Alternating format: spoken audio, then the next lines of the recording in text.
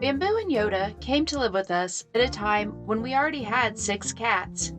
I wasn't thrilled with taking in 2 more. The kids wanted them to have a good home, since they'd lived at the kids' dad's for so long. Of course, the kids loved them, and the oldest had agreed that once she graduated college the next year, she'd take them with her when she moved out of our house. Bamboo and Yoda are orange tabby cats who remind me of the cartoon cat Garfield.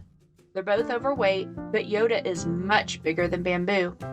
So when I took Yoda to the vet for the first time, I felt I needed to explain to anyone I came in contact with that he came to me this way.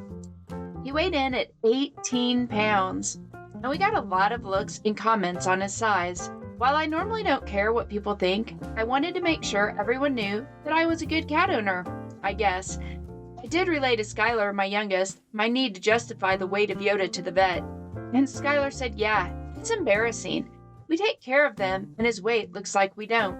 Even though I might not have been thrilled with Yoda moving in, I've fallen so in love with him. I didn't realize it until the day he got sick, like really sick. The first thing I noticed was he'd gag, only nothing would come up. He also stopped eating and drinking, and he wasn't using the litter box. I don't mean he'd go outside of it, I mean he wasn't going at all. With all the commotion and changes, we hadn't yet established a veterinarian. I mean, we have a vet, I just hadn't taken Yoda yet. Plus, like I said, I was kind of embarrassed about his size, and I was really afraid of what they'd find. He's so big, I can't afford insulin or any other meds for a chronic condition. I tend not to seek medical treatment as much as possible. Usually, I can figure out what's wrong with myself, with one of my kids, or even a cat, just by listening to them and observing their symptoms. Typically, most ailments go away within a day or two. So when Yoda first started making gagging noises, I wrote it off as a hairball. I even reached out on social media for home remedies. People were great and offered lots of suggestions. Sadly, nothing worked. We tried hairball gel, massaging his tummy, canned tuna, and monitoring his food and water intake, as well as his bathroom behavior. I noticed that first day that he wasn't eating or drinking. I was getting concerned, and the next day he was worse. He was lethargic, barely moving, hacking, gagging constantly. He couldn't get comfortable, he couldn't sleep. So I called our vet, but since we hadn't established care with Yoda, they couldn't see him until next week. Staffing shortages are everywhere, including vet offices. Made the decision that he needed help immediately. I'd read on Google that a blockage could cause death in a cat if not treated. My son Jaden drove Yoda and I to the vet hospital, or the vet ER. I don't know what the appropriate name would be, but it's a 24-hour emergency vet clinic. As I've said, Yoda is big. So big, in fact, he won't fit in our normal size cat carrier. He probably would have fit in the 2 we had a week ago, the 2 we never used. My dad used to say, the longer you've had something, the sooner you'll need it once you get rid of it. Prior to Yoda getting sick, we'd had 2 adult foster cats that we were helping gain weight and be more social before they got adopted. They'd been with us 6 weeks, and the week before, the shelter reached out saying the fosters had potential adopters. We did the meet and greet virtually, which meant we didn't have to take cats to the shelter for a trade-off. The cats were pretty skittish about getting into the crates that I was afraid during the handoff they'd run away or claw the new owners or some other catastrophe that would hinder the adoption. So in the moment, I decided to just keep the cats in the bigger crates and give the crates to the new family. We hadn't needed those crates for years, and I really didn't think we'd need them immediately. I also thought we had plenty of crates still at home. And we do actually still have 2 more, but they're not big enough for Yoda. So on our way to the hospital, with Yoda on my lap, I realized we can't just walk in with him. He has 0 energy, but for the safety of the other animals, he should be crated. Jaden and I considered just stuffing him into the crate. We even brought it just in case the vet said he couldn't come into the clinic without being in one. Thankfully, this wasn't necessary.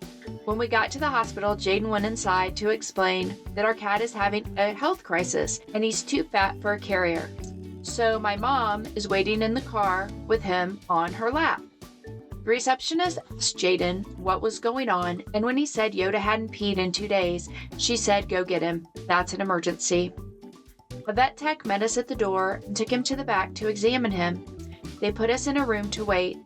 After several minutes, the vet came in to let us know he didn't think it was a splatter, which was a good sign. I didn't think it was a splatter either, though. I thought it was a blockage. I was still thinking it was a hairball, but due to its massive weight, I thought for sure something was stuck. However, battery of tests would be $1,300 at the hospital. They gave him some IV fluids and anti-nausea meds. The vet also recommended cans of tuna and isolation so we can monitor if he's using the litter box. This would also keep the other cats out of his food and him out of the other cats' food. He suggested to wait a few days, and if Yoda didn't get better, to call our vet and hopefully get some antibiotics. As we were leaving, I'd made a comment to the gal checking us out that Yoda is a super fat cat. Super fat? Yes. As the tech brought him out to us, her arms were covering his body. The receptionist said, "Oh, he's not that big." By then, all the gals at the front had gathered around to see his massiveness. The tech moved her arms and laughed. What big guy. The ride home was hopeful. He was roaming around the car. The meds had given him a boost. The relief was short-lived. He started throwing up again later that night, and he still wasn't eating or pooping. The next morning, I went to Jaden's room to check on him. He was under the bed, drool dripping out of his mouth. It looked like he'd peed, but still not pooped. At this point, I'd Googled what could be wrong. And with zero vet training, I determined he had a massive blockage and we wouldn't be able to afford surgery. Drama much? I don't do well with medical things. My mind goes to worst case scenario. So I text the kids letting them know he's really bad and I wasn't sure if he was going to be okay. My youngest, Skylar, who works at a vet clinic, reached out to their boss and asked if they could possibly squeeze in Yoda. They did. On the way to the vet, Yoda didn't try to move from my lap. When we pulled up to the clinic, Jaden and I took Yoda in, still no carrier, wrapped in a blanket. They put us in a room and started the exam. The vet tech responded, "Man, that's a big cat." Of course, I made it known that he did not get this way in my care. When we got home, I told the kids, "I'm not sure why it's so important to me for people to know I'm not responsible for his size. I still think it's because we have so many cats, and they get very good care. It's not that we're irresponsible, like I said, and like I keep telling everyone, he was given to us like this." Skylar, of course, feels the same way, especially since they work at the vet clinic.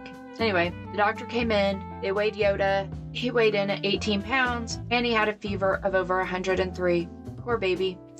The vet recommended an x-ray. Funny enough, it's much cheaper at a vet than at a vet hospital. So we said yes, please. They kept him for the afternoon. Around 4 o'clock, Skylar called from work. The x-ray showed no blockage of any kind. What a relief. It did, however, reveal swollen intestines. All that gasping Yoda's been doing is burping. He has gas. Poor guy. His eyes have started weeping, and he's sneezing. Antibiotics will get rid of the infection, and he's going to be fine. They also confirmed that while he's obese, his weight hasn't negatively affected his health. If we can help him take the weight off, he should live a long, long time. I told Skylar to let the vet start the treatment, which included intravenous antibiotics as well as more anti-nausea medicine. Skylar was able to bring Yoda home after work. He started back in Jaden's room, but I decided to move him up with me. It's a lot brighter in my room, and I can hang out with him all day. We immediately gave him water and some tuna. This time he ate it all. Later that night, Skylar showed me how to shove a syringe with 2 units of pink antibiotics into his mouth, and how to put some medicine in his ear to help him smell. Huh?